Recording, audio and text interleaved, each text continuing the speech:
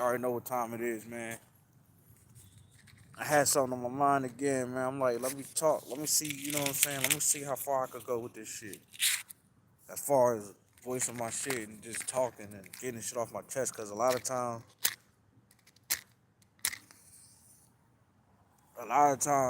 this YouTube shit is my therapy because I don't believe in going to go talk to no nigga that's getting paid to listen to me, man. It's no disrespect to nobody that decides to get a therapist, but a lot of the stuff that we go through is we going through it in real time and shit. You know what I mean? A lot of our problems and things we go through it in real time, dog. So, sometimes you just gotta talk to your people about it, And if you ain't got nobody that's willing to listen, then you ain't got no people, man. But look at something, man. I just want everybody to think about something. I just want everybody to look and think about this shit. You know, the way we deal with death in the black community, man. The way we view death, the way we celebrate death. Sometimes I wonder, like, sometimes I wonder if people really understand, like, if people even really think about or empathize what a person may be going through when they're on their deathbed or when they close to taking their last breaths. You know what I'm saying? Like, sometimes I feel like we as people could be insensitive to the people who's passed away, and of course they're dead. So they say let the dead bury the dead, but you know, I guess it's just the God in me that makes me at least try to empathize with that person. Because when you're in a state when you know you're about to pass away, I could only imagine the things that you're thinking about when you're on your deathbed, man. And in life, we gonna have friends and spouses and significant others and all this shit. But when it's time for you to pass away, man, it's just you and the man upstairs or whatever guy you believe in. So as the people that's like, say somebody that's passing away or you hear about somebody dying, like you look at the boy Gunu, the rapper, Gunu from DC, the rapper that he died a gruesome death. He died a gruesome death. You know what I'm saying? He was shot, killed in his own hood, and robbed.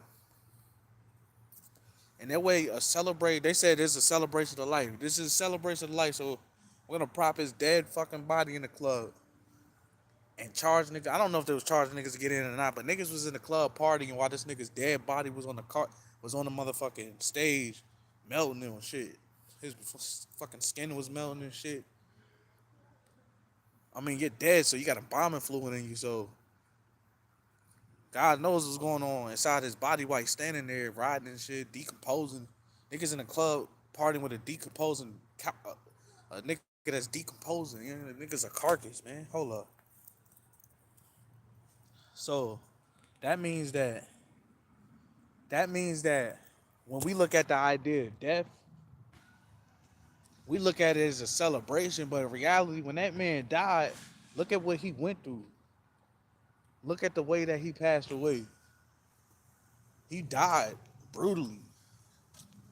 He died so brutal that you can't even say rest in peace, because I don't know, man. Like, how could you rest in peace after somebody killed you like that? Like back in 2004, I lost my cousin, man.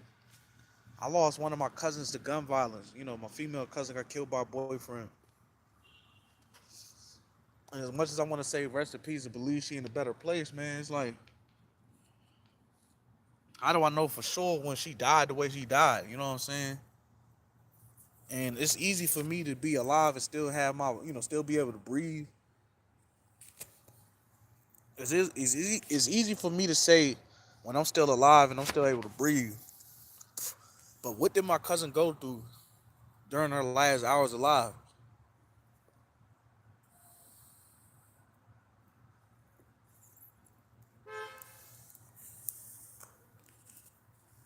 Hold up.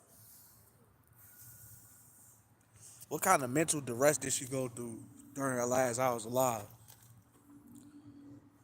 So for my cousin's case, her boyfriend came to my aunt's house, knocked on my aunt's door, got my cousin, walked her to the woods and shot her. So she had time to think.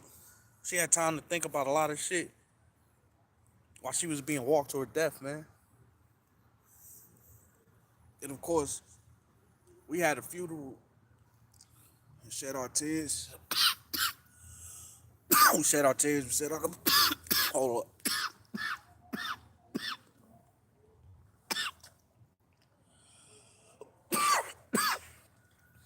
Oh, hey, how you doing? We shed our tears. We said our goodbyes, but she passed away the way she did. So that means that we don't know anything that was on her mind when she was living her last days, man. And it's easy for us to just cry. It's easy for us to just cry and say rest in peace and move on with our lives. But that's a life that's no longer here. She had to meet the Lord. What would she really think about when she had to meet the Lord? What kind of pain did she really have to endure? Like, I always thought about death as being something that happens when you at home. Like, you die in the house around your family and shit. You know what I'm saying? But now you hear all these stories about people just getting slaughtered, niggas randomly just dropping and shit, niggas having heart attacks, shot, stabbed, all types of different ways of dying. Back in the day, we try to honor, we're trying to honor, celebrate the life that the person had, you know. But reality, it don't really mean nothing. You know what I'm saying? Having a funeral for somebody don't mean nothing because it's like that person's no longer here. Of course, their spirit may still live on, but their flesh is not here. Their flesh is not here, man. And how am I really going to honor the legacy of that deceased person? How am I really going to honor the legacy of that person? But then, of course, some people, there's sometimes niggas gonna die. You're not gonna give a fuck. You like shit, man. Oh, well, it's like, at what point do we start to really ask ourselves, or at what point do we start to incorporate God in the way that we view these things, in the way that we talk and celebrate, the way that we talk about these things and celebrate these things? At what point do you empathize with people and just, you know, just be more humble, have more humility about it. You know what I'm saying? Like, the fact that a nigga could prop his dead body in, prop somebody's dead body in the club, you know what I'm saying? It shows you that these deaths, some of these deaths, it's like we at a point where we normalize death and we're desensitized to it. And now it's cool to die and shit. It's the cool thing to do when you pass away. You end up dying and shit. A tragic car accident, rat beef, domestic abuse. When you pass away, you know what I'm saying? Like, damn. So I lived my life for this period of time, and then it just was abruptly ended by the hands of hatred. And I'm looking down on my people in my death. I'm looking down on my people, and I'm seeing my people partying and laughing and making jokes. And they seem happy that I'm gone.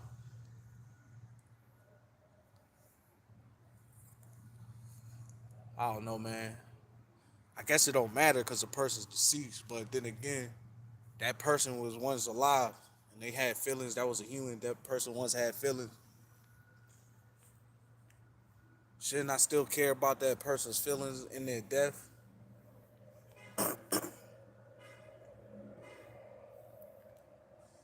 sometimes I be by myself and I be like, I be wondering. I'm like, man, you know, how did my deceased my loved ones feel to see how I'm moving? You know what I'm saying? I know that everything I'm not doing is perfect, so they seeing some shit that they don't want to see. But then at some same time, it's something. It's like I guess it don't matter because they're dead. And then when you pass away, it's gonna be the same for you. 'Cause, you're a vessel at the end of the day. You gonna go where you end up at. And you think about the people that passed away 50 years ago. You know what I'm saying? 50, 60 years ago. Or think about the people that passed away 5,000 years ago, 6,000 years ago, 100,000 years ago. That person was once here. That person once had a heartbeat and once had a brain and lived through certain trials and tribulations. You know what I mean? So I could live my life in vanity. I could live my life in vanity and say I only live once, have fun.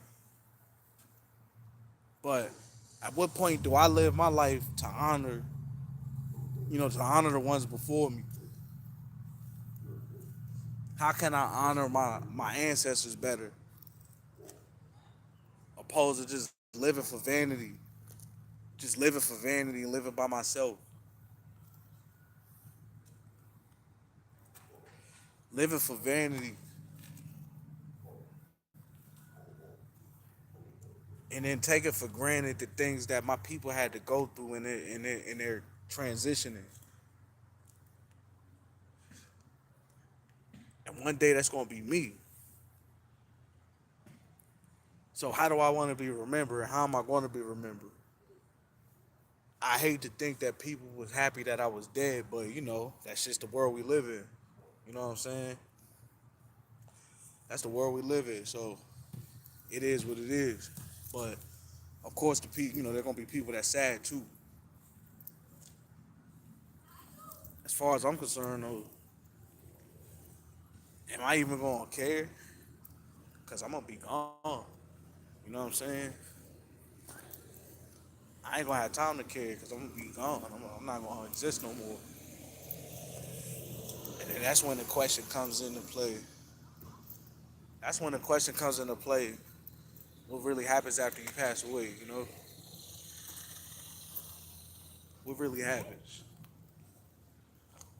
after you pass away? You don't know. You either gonna be here or you gonna be there, but you're not gonna know until you get there.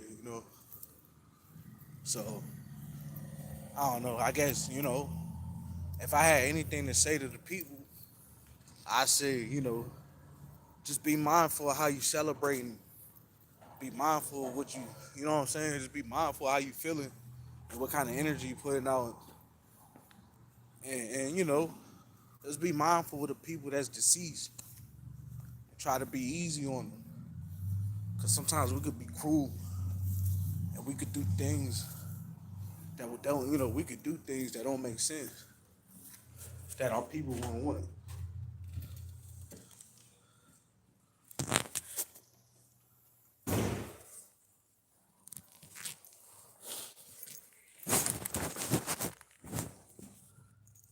I'm going straight off the dome off this.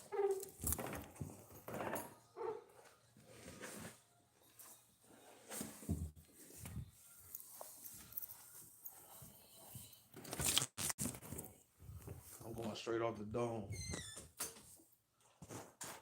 I don't really feel like talking no more. I ain't gonna lie, but let me see if I can go a little longer. Matter of fact, I'm gonna cut this shit short. Cut this shit short.